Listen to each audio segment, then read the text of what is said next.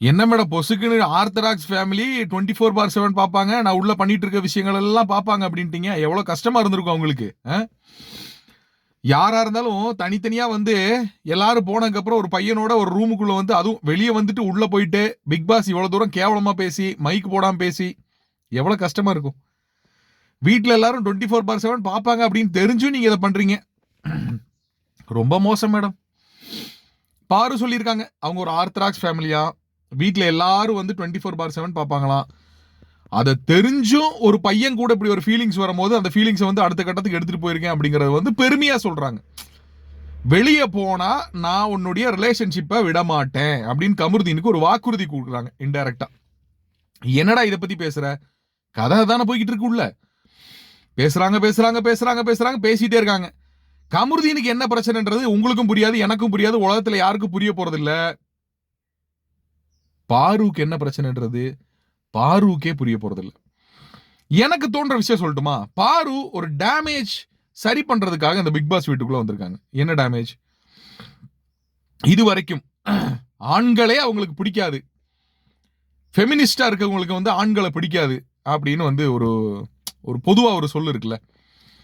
நான் ஃபெமினிஸ்டா இருந்தாலும் எனக்கு ஆண்களை பிடிக்கும், எனக்கு ஆண்கள் மேல கண்டிப்பா காதல் வரும், எனக்கு ஆண்கள் மேல ஃபீலிங்ஸ் வரும்.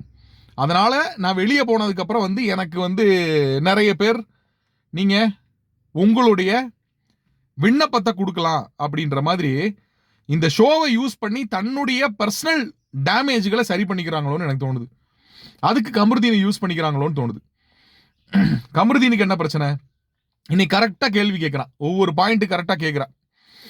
இங்க நீ இதை பண்ண, இங்க நீ இதை பண்ண, இப்படி பண்ணாத, இப்படி ரியாக்ட் பண்ணாத, இனிமே நீ எங்க தப்பு பண்ணாலும் நான் சுட்டி காட்டுவேன், அங்கேயே நீ பாட்டுற, நீ ஆஃபெண்ட் ஆகாத, நீ என்னென்ன பண்றன்ற எனக்கு தெரியும், உன்னோட ரியாக்ஷன்ஸ் கேவலமா இருக்கு, எனக்கு பிடிக்கல, வெளியே வேற யாருமா இருந்தா நான் கெட்ட கெட்ட வார்த்தையில் திட்டிருப்பேன், எனக்கு வாயில நல்ல வார்த்தை வருது.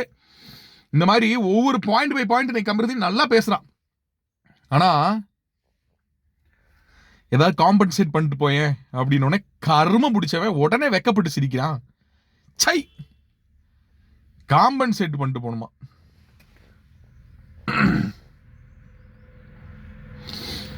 அதுக்கப்புறம் கேள்வி கேட்கிறான், வெளியே நடந்த விஷயம் நீ வந்து எப்படி என்னை விட்டு கொடுத்த, இந்த ஆக்டிவிட்டி ஏரியாவில் நான் உனக்காக எத்தனை தடவை பேசியிருக்கேன், நீ எனக்காக எத்தனை தடவை பேசியிருப்ப, இந்த மாதிரி ஏகப்பட்ட கேள்விகளை பாரு மேல அடிக்கிட்டே இருக்கான். ஆனா பாரு தெளிவா ஒவ்வொரு கேள்வியிலிருந்து நழுவிக்கிட்டே இருக்காங்க. இவன் திருப்பி பிடிக்கிறான், நீ நான் அதுக்கு இது பதில் சொல்லு, நழுவிடுறாங்க. அப்படியே ஒரு நழுவல், ஒரு வழுக்கல், ஒரு வாழைப்பழ வழுக்கல். பாருக்கு இப்ப என்ன பிரச்சனை? காதல் கண்டென்ட் கொடுக்கணும். பிக் பாஸ் அவங்க ஜெயிக்க மாட்டாங்கன்னு பாருக்கு உறுதியா தெரிஞ்சிருச்சுன்னு நினைக்கிறேன்.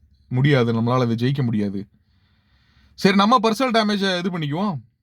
வெளியே போய் நமக்கு ஒரு வாழ்க்கை அமையணும் அப்படின்னா எனக்குள்ளேயும் பாசம், ஈர்ப்பு, அந்த காதல், இந்த கன்றாவி இதெல்லாமே இருக்குன்றத ப்ரூவ் பண்ணிக்குவோம். ப்ரூவ் பண்ணுங்க.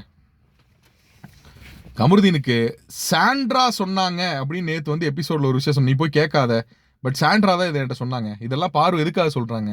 இவன் போய் சாண்ட்ராட்ட சண்டை போடணுன்றதுக்காக தான். பாரு நல்லவங்களா? இவனை கவர் பண்ணுவாங்களா? ஒரு வெங்காயமும் கிடைக்காது. கமருதீன் கடைசியில வெறுங்கையை தான் நக்கணும். என்ன நம்மளும் கமருதீன் சப்போர்ட் பண்ணி பேசிட்டு இருக்கோம்? நோ, நீ அனுபவிக்கணும் மகனே, நீ ஆடின ஆட்டத்துக்கு அனுபவிச்சே ஆகணும். பாருமை ஒரு ஆள்கிட்ட நீ பெட்டாதான் நீ கரெக்டா வருவ. என்ன மகளே, கருத்துக்களை பதிவிடுங்க. இன்னொரு வீடியோல சந்திக்கலாம்.